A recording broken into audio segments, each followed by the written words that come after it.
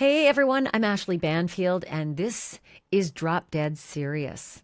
If you have been following the story of David, the up-and-coming R&B singer whose 14-year-old underage girlfriend Celeste Rivas Hernandez was found dead inside the trunk of his Tesla, you've probably noticed something. It's been quiet, like way too quiet.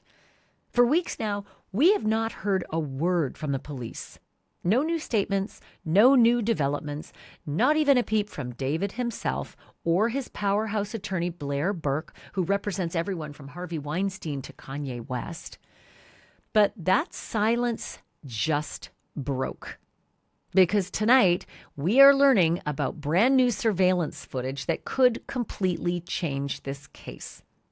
It captures the Tesla, David's Tesla, being driven for the last time before it was dumped on that Hollywood Hills street, the same street where it sat baking in the sun for weeks, with Celeste's body decomposing inside.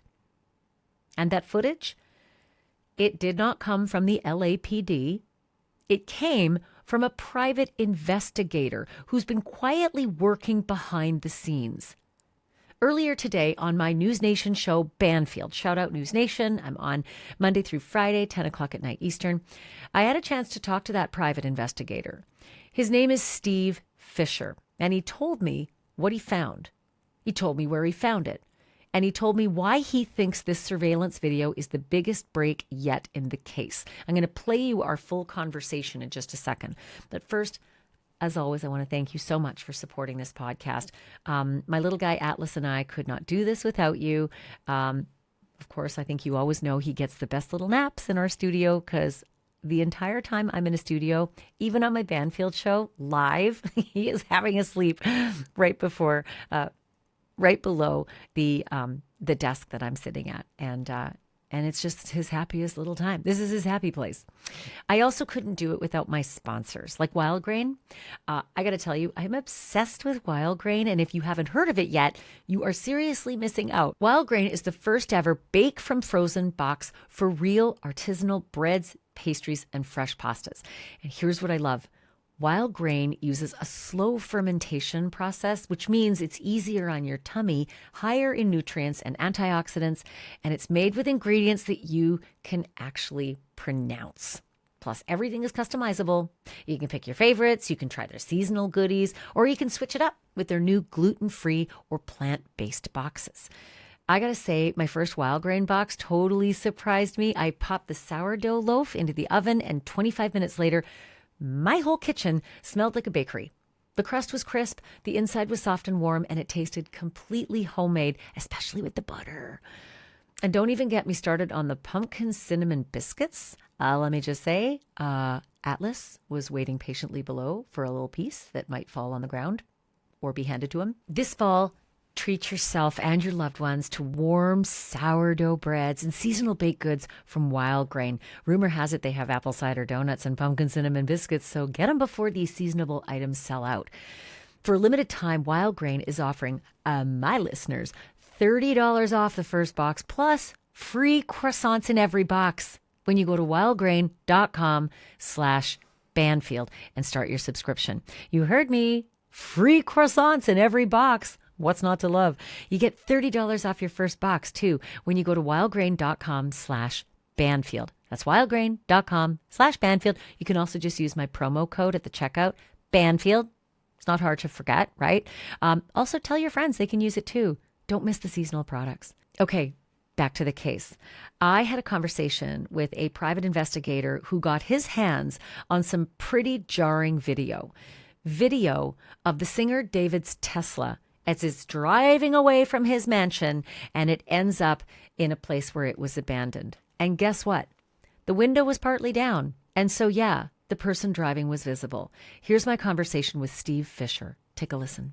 How certain are you that this video of the car driving away from David's mansion is the last time it drove and ended up at the spot where it was abandoned, likely with that body inside? I'm certain. Listen, I can't say 100% because there's not a camera trained on that Tesla once it's parked, continuously that I've seen. I mean, there likely is a camera, but I've seen the car driven to that spot, and with the dates, with the date that it was, and they left town right after that. I'm certain that is the last time the car was driven. It was put there with her, in the front trunk. And there's one weird detail about what you could, well, there's a lot of weird details, and I'm going to get to what you saw through the driver's side window in a second, but there was an air freshener that was found in the car at this point that we see on our screen, where it was abandoned. Was that air freshener also hanging from the rear view mirror when it drove off from David's house?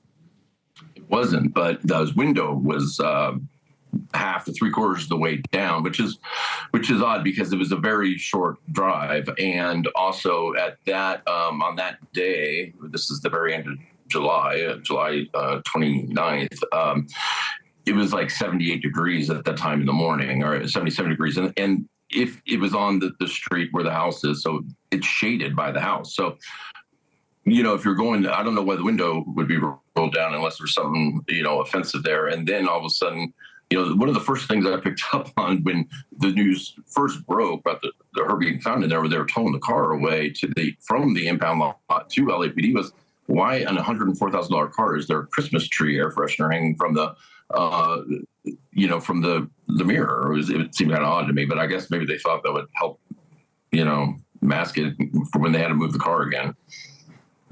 If there was that smell at that time, because again, we have no idea when Celeste started decomposing in that trunk. We don't know if she'd been decomposing in the trunk for a long time before it ended up being, the car ended up being abandoned. But talk to me about the date of this video, July 29th, and talk to me about what you saw. What did you see in terms of the identity of the person driving through that open window?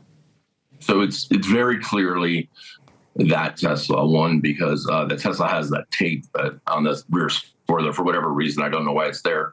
And also, it was just like it is in that picture. It was that dirty, except you could tell that they had run the windshield wiper like once to clear the dirt away so they could see. And it comes very close to the camera, although there is some motion blur, but you can see the person and you can see what they're wearing, something pretty distinctive. And there's photos that I have from 12 hours earlier, a person at the house wearing the same thing. And I know that the viewers right now are screaming at the TV set saying, Ashleigh, ask them who it was. I mean, I honestly wish I could tell you. I don't want to, I don't want to interfere with LAPD on that. And I think that's coming because we know a crime was committed 100%. Somebody concealed her body, and hey, maybe the reason I don't want to say the person's name is because maybe this person was just someone that was asked to move the car, and didn't know. I find that very hard to believe, and I doubt that's the case. But just in case, I'd rather LAPD make that announcement. Well, and it's important for us to tell viewers as well that you turned all this material over to them. You're the one who found it. You're the one who took it to them. You're the one who said, and I connected it to the photos from just 12 hours earlier, and here's the clothing. It looks like this could be an ID. July 29th, important because that was the last day that David was in Los Angeles, right? But before he went off on his tour. So he was there in Los Angeles on that day that drive happened. Yeah, I've seen on one of his public social medias, he had put a video out where it was the first day on their new tour bus because they were going to San Francisco, I believe, for the first night of the concert series. And they did a video from inside the tour bus. So I believe hours after that car was moved, they actually got on the tour bus and headed to San Fran. Let me ask you this, and I only have a couple seconds left, but you found some other suspicious things. The landlord, as you know, we obviously know now, allowed you into the house, and you saw some things in there that were very uncomfortable and very suspicious. I know you can't say certain things, but what can you tell us about what you saw inside the house?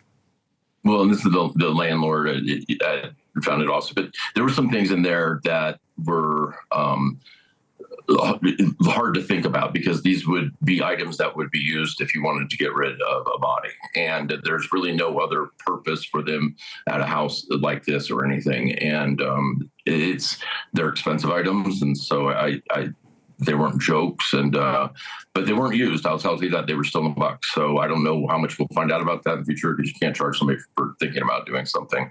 But I think that they had a plan. But it's important to know, because the first thing I said when I learned of that was that, well, that can't be possible because the LAPD raided the place and took everything. But you know for a fact that they photographed those things, and they're huge and heavy and expensive, and so they have ample information and photographic evidence of those things. They said that we inquired about this, and they said that they photographed it. I don't know why they didn't take it. There's 2 items. I don't know why they didn't take them, but they said they photographed them. So tonight we know this much. Somebody parked that Tesla where it was abandoned, and that somebody walked away. And somebody somewhere knows exactly what happened to Celeste Rivas Hernandez. The question now is whether investigators will make that name public, or if there's going to be an arrest soon. Either way, we're not done, because this story and Celeste deserve answers and justice. I'm Ashleigh Banfield, and as always, thank you so much for listening. If you remember anything from this, the truth isn't just serious, it's drop dead serious.